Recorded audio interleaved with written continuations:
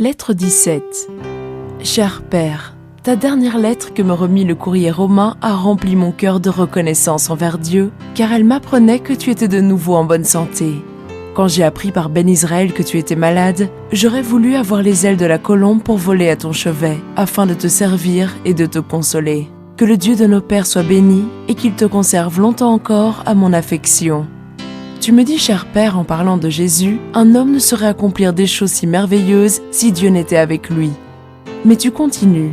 Quoique je sois prêt, ma chère enfant, à le reconnaître comme un prophète de Dieu, je suis loin cependant de voir en lui le Messie promis à notre peuple. Sans parler de la bassesse de sa condition et de ses courses à pied. Le Messie sera un prince et un roi. Il ne peut prétendre qu'il est le Christ puisqu'il vient de la Galilée. Que Rabbi Amos examine les Écritures, il verra qu'aucun prophète n'est venu de cette province. Comment donc le Messie en sortirait-il ? Je répondrai à cette objection que Rabbi Amos a examiné le livre de naissance du temple et qu'il a trouvé, ainsi que je te l'ai déjà dit, que Jésus était né à Bethléem. Le prophète séjourna ensuite avec ses parents en Égypte, puis à son retour en Judée se fixa dans la Galilée où il fut élevé. Nicodème, dont tu ne mettras pas en doute la science, reconnaît également que la chose est exacte. J'ai même été fort surprise de l'entendre dire hier pendant le dîner « Il y a une prophétie qui me ferait croire que ce Jésus peut être le Messie. » « Oh, dis-moi laquelle, interrompis-je vivement. »« Tu la trouveras dans le prophète Osée, répondit Nicodème. Nous y lûmes en effet ces paroles. J'ai rappelé mon fils du pays d'Égypte. Tous les docteurs de la loi estiment que cette prophétie s'applique au Messie. C'est donc un nouvel argument en faveur de Jésus, dit Rabbi Amos.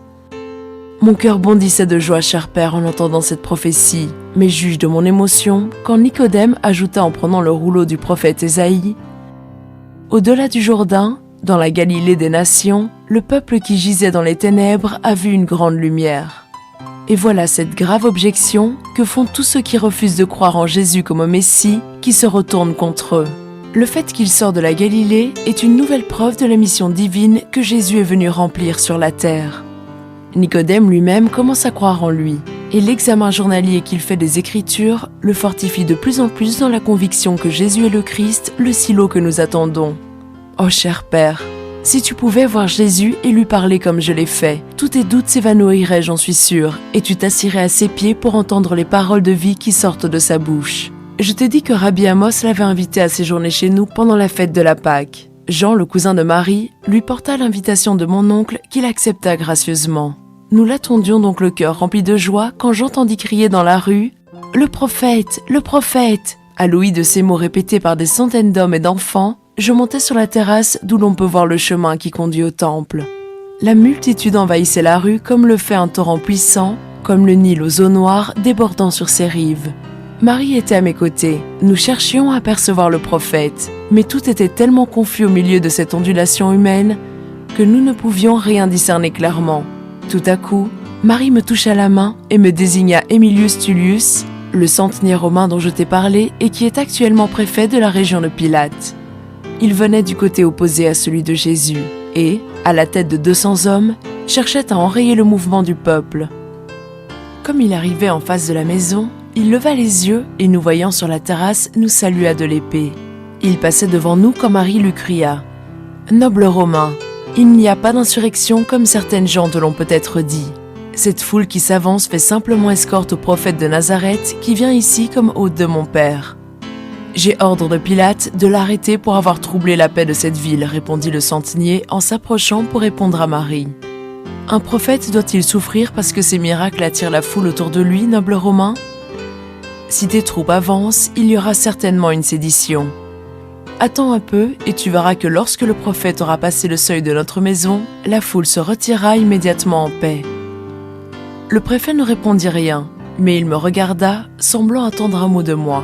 Je le priai donc de n'exercer aucune violence à l'égard du prophète. Sur ta demande, noble demoiselle, j'arrêterai ma troupe ici. D'ailleurs, je vois que la foule n'a pas d'armes. Le centenier fit alors placer ses soldats du côté opposé à la maison. La multitude approchait, mais plusieurs s'arrêtèrent ou s'enfuirent avec précipitation à la vue des cavaliers romains. Et j'aperçus bientôt Jésus s'avançant avec calme accompagné de Jean et de Rabbi Amos. Ils désignèrent notre maison. Le prophète la considéra un instant. Je le vis alors distinctement. On dirait un homme d'âge moyen, bien qu'il n'ait qu'une trentaine d'années. On aperçoit déjà quelques fils d'argent dans sa chevelure brune et sa face est sillonnée de rides, marque évidente de soucis et de préoccupations. Sa barbe ondule sur sa poitrine. Une tristesse douce sans amertume semble être l'expression dominante de son noble visage. Il y a dans toute sa personne un air de dignité masculine que n'exclut point la simplicité et l'humilité de son maintien.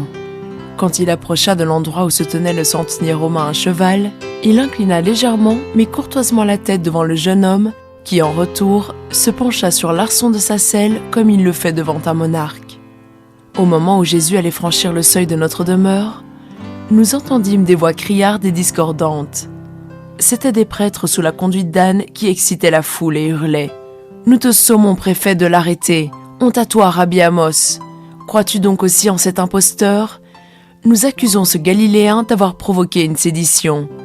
Il a pris possession du temple et à moins que tu n'y mettes ordre, préfet, il prendra la citadelle de tes mains. Si tu ne l'arrêtes pas, que les conséquences qui peuvent en résulter pour cette ville et ce peuple retombent sur ta tête. » « Je ne vois rien à craindre de cet homme aux Juifs, répondit Emilius. Il est sans armes, sans soldats. Arrière, retirez-vous dans votre temple. Ce sont vos hurlements qui provoquent ce désordre. Retournez à vos hôtels. Nous nous plaindrons au proconsul, cria Anne, qui se dirigea vers le palais du gouverneur romain, suivi d'un grand nombre de prêtres et de lévites. Je jetai un regard de reconnaissance à Emilius, qui avait si courageusement pris parti pour le prophète. Jésus étant entré dans la maison, la paix se rétablit. Mais un grand nombre de malades, d'infirmes, de paralytiques, d'aveugles et d'estropiés se tinrent longtemps encore devant la porte, réclamant un grand cri le prophète afin qu'il les touchât et les guérît. Pendant ce temps, on conduisait Jésus dans la salle intérieure, et quand l'eau fut apportée, Rabbi Amos lui-même délia les sandales de son hôte et lui lava les pieds pendant que Marie, pour l'honorer, les essuyait avec un linge d'une grande richesse qu'elle avait tissé elle-même pour son prochain mariage avec son cousin Jean. J'entrai dans la salle. J'avais tant désiré voir le prophète et lui parler, et voilà que maintenant, je me trouvais presque effrayée de sa présence. Il leva les yeux et me dit « Ma fille, viens toi aussi me souhaiter la bienvenue comme ses chers amis. Je sais que tu crois en moi et que tu désires que ton père partage ta foi. Sois patiente et bon espoir. Car celui que tu aimes deviendra mon disciple. » En parlant ainsi, il me tendit la main. Je vis qu'il connaissait mon cœur et mes pensées, et je crus que sa parole se réaliserait. Oui, mon bien-aimé père, toi aussi tu croiras en lui comme nous y croyons tous. Toi aussi, tu le reconnaîtras comme le Christ.